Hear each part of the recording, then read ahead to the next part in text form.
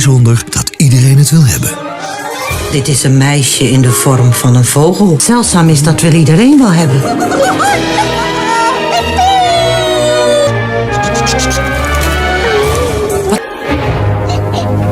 Viegeltje! Hoe heet je? Piep, dat dacht ik. Niet zo snel! Wacht even!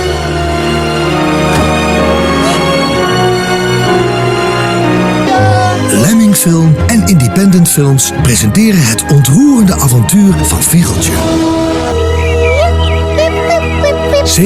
Movie के शुरू में हम एक छोटे से गांव में एक कपल को देखते हैं, डेविड और मॉरी। इस कपल का कोई बच्चा नहीं है। हमेशा से ही इनकी एक बेबी को अडॉप्ट करने की ख्वाहिश थी, लेकिन कुछ प्रॉब्लम्स की वजह से वो ऐसा नहीं कर पाते। यहाँ पर डेविड हमेशा खुद को बिजी रखता है और उसे बर्ड्स पर स्टडी करने का बहुत ही शौक है। उनके एरियाज में हमेशा मुख्तलिफ किस्म के बर्ड्स आते रहते हैं, जिनको देखकर डेविड बहुत इंजॉय करता है। रोज की तरह एक दिन डेविड अपनी दूरबीन से बर्ड्स को देख रहा होता है। तभी उसे एक चिड़िया के चहचहाने की आवाज आती है, मगर ये आवाज थोड़ी डिफरेंट थी और ऐसा लग रहा था कि इस बर्ड को जैसे मदद की जरूरत हो। डेविड को वहाँ कुछ हैरान कर देने वाली चीज दिखती है। उसे बर्ड जैसे एक छोटा सा इंसान दिखता है, क्योंकि उसकी बाकी बॉडी ह्यूमन की, जबकि उसके हाथ परिंदों जैसे थे और उसकी बॉडी भी काफी छोटी थी। अब ये अजीब सा क्रिएचर डेविड को बहुत यूनिक लगता है और डेविड उसे घर ले आता है। डेविड जो मॉरी को ये परवाना अजीब बर्ड दिखाता है तो वो हैरान रह जाती है। ये बर्ड एक लड़की है। डेविड कहता है कि मैंने इस किस्म की क्रिएचर पहले नहीं देखी, शायद ये बहुत ही रेयर हो। अब मॉरी एक बास्केट लाती है और डेविड उस बर्ड को इस बास्केट में रख देता है। यहाँ पर मॉरी कहती है कि अब हम क्या करेंगे, हमें पुलिस को कॉल करनी चाहिए, मगर डेविड कहता है नहीं, मैं चाहता हूँ मैं इसके बारे में और जानूं। वो कहता है कि इसको ढूंढते हुए इसके पेरेंट्स भी यहाँ पर आ जाएंगे, तब हम इसको जाने देंगे, वरना पुलिस वाले तो इसको जू में ही भेज देंगे,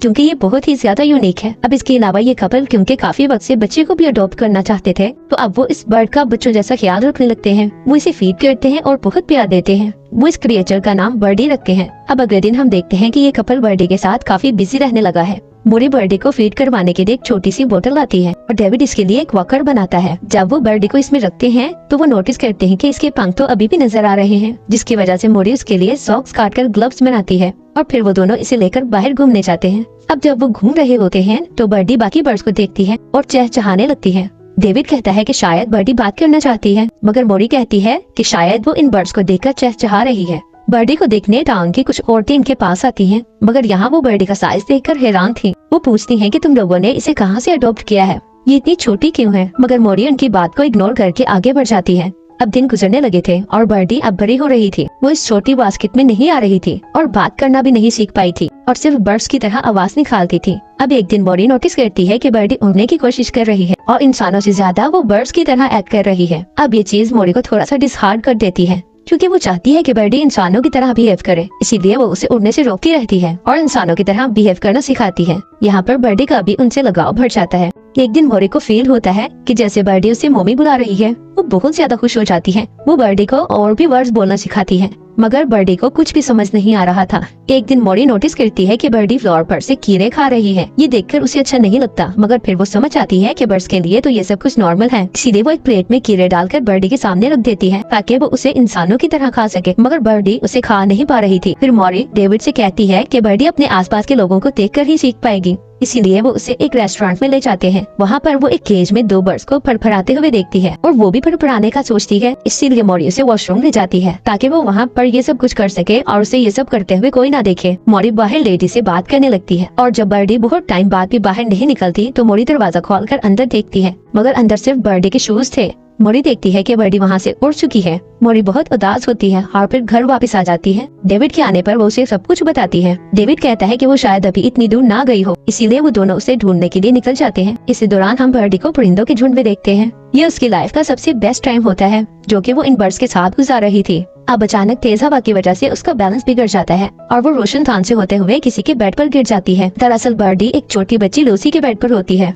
जब लूसी वहाँ आती है तो उसे बर्डी के पंख बहुत ही अच्छे लगते हैं और वो उससे पूछने लगती है कि उसे ये पंख कहाँ से मिले हैं। इस बीच ये दोस्त भी बन जाती हैं। लूसी के डैड के पास इसके साथ खेलने का टाइम नहीं होता, इसीलिए वो बर्डी के साथ खेलने लगती है। दूसरी तरफ मॉरी और डेविड शहर आ जाते हैं। वो एयरलाइन की इंफॉर्मेशन डेस्क जाते हैं, लेकिन वहाँ से कोई इंफॉर्मेशन नहीं मिलती। इसके बाद वो रात में ठहरने के लिए एक होटल जाते हैं और लूसी बर्डी को ऐसे ही कह देती है कि वो भी एक बर्ड है और फिर वो बर्डी को एक ट्री के पास ले जाती है। बर्डी ऊपर की ब्रांच पर जाकर सो जाती है जबकि लूसी ट्री के पास नीचे ही सो जाती है। इधर मॉरी और डेविड होटल के सभी रूम्स बुक होने की वजह से वहाँ नहीं रह पाते और घूमते घूमते उस ट्री के पास पहुँच जाते हैं और उस ट्री के नीचे ही सो जाते हैं। सुबह डेविड और मॉरी लूसी से मिलते हैं और वो उन्हें ब्रांच पर बैठी बर्ड जैसी लड़की के बारे में बताती है, जिसे सुनकर वो दोनों ही समझ जाते हैं कि लूसी बर्डी की ही बात कर रही है। डेविड जल्दी से ट्री पर चढ़ने लगता है मगर जब ट्री पर देखता है तो बर्डी वहाँ नहीं होती, वो पहले ही वहाँ से उड़ चुकी थी। अब जब वो दोनों वहाँ से जाने लगते हैं तो लूसी उनसे कहती है कि वो बर्डी को ढूंढने में उनकी मदद करना चाहती है। उधर बर्डी उड़ते उड़ते थक जाती है तो वो चर्च की छत पर जाकर बैठ जाती है। उसे वहाँ बैठे लोग देख लेते हैं और उन्हें लगता है कि वो वहाँ पर फंस चुकी है तो वो उसे उतारने की कोशिश करते हैं।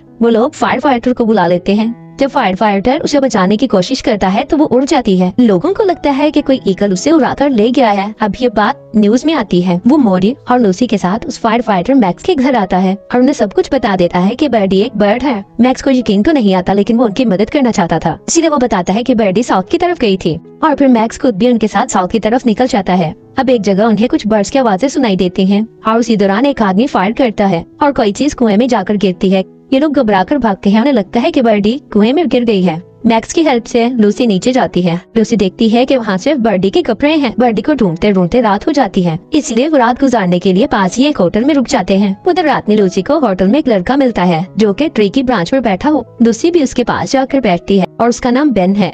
बेन जब रात में सो रहा होता है तो उसे बेड के नीचे से कुछ आवाज आती है। वो देखता है कि ये बर्डी थी। बेन को याद आता है कि लूसी ने उसे बर्डी के बारे में बताया था, इसीलिए वो जल्द उसे बुलाने के लिए जाता है। लूसी आकर देखती है कि बर्डी वहीं पर है। वो तीनों रात वहीं बेड के नीचे गुजारते हैं। अब अगली सुबह होती है। लूसी की जब आंख खुलती है वो मॉरी और डेविड को बुलाने के लिए जाती है और जब वो वहाँ पर आते हैं तो बर्डी फिर से वहाँ से उड़कर चली जाती है। अब वो सब उसे ढूंढने फिर से निकलते हैं मगर लूसी बेन को छोड़कर नहीं जाना चाहती थी क्योंकि वो बर्डी के बाद सबसे अच्छा दोस्त बना है। मॉरी लूसी को प्यार करती है। अब फिर मैक्स, डेविड और मॉरी बर्डी को ढूंढने के लिए निकल जाते हैं लेकिन कुछ दूर जाने के बाद ही मैक्स थक जाता है और वो वहीं बैठ जाता है। मॉरी और डेविड भी कुछ वक्त के लिए रुक जाते हैं। अब डेविड एक नदी को पार करने की कोशिश करता है मगर वो भी थक जाता है और कहता है कि हमें रात यहीं पर गुजारनी चाहिए। तभी मैक्स ट्री पर बर्ड्स के चहचहाने की आवाज को नोटिस करता है। ये बर्डी थी। मैक्स देखता है कि वो एक ब्रांच में फंसी हुई थी। मैक्स उसकी मदद करता है और उसके जख्म पर पट्टी भी करता है। इसके बाद बर्डी वहाँ से उड़ जाती है। सुबह के टाइम मैक्स मॉरी और डेविड को ये सब बताता है। इसके बाद वो अपने घर के लिए निकल जाता है और अब डेविड और मॉरी फिर से उसे ढूंढने निकलते हैं। वो लोग समंदर के करीब आ जाते हैं जहाँ वो बर्डी को उड़ते हुए देख लेते हैं। अब मॉरी और डेविड को भी समझ आ जाती है कि बर्डी उड़ना चाहती है, वो आजाद रहना चाहती है। जिसके बाद वो दोनों वापस घर जाने लगते हैं मगर जैसे ही वो बस में चढ़ते हैं उन्हें एक अजीब सी आवाज आती है और वो डूबती हुई बर्डी को बचाने के लिए जाते हैं। जिसके बाद वो उसे घर ले आते हैं। इसी खुशी में वो रात सेलिब्रेट करते हैं। अगली सुबह वो देखते हैं कि बर्डी विंडो से उड़ने की कोशिश कर रही है। ये देखकर उन्हें बुरा लगता है क्योंकि वो अपनी बेटी की फ्रीडम को कंट्रोल करने की कोशिश कर रहे थे और अब वो उसे खुशी खुशी जाने देते हैं। और अब मॉरी और डेविड उसे बाहर ले जाते हैं और उसे लास्ट गुड बाय किस करते हैं और बर्डी वहाँ से उड़ जाती है। इसी के साथ मूवी यहाँ पर एंड हो जाती है।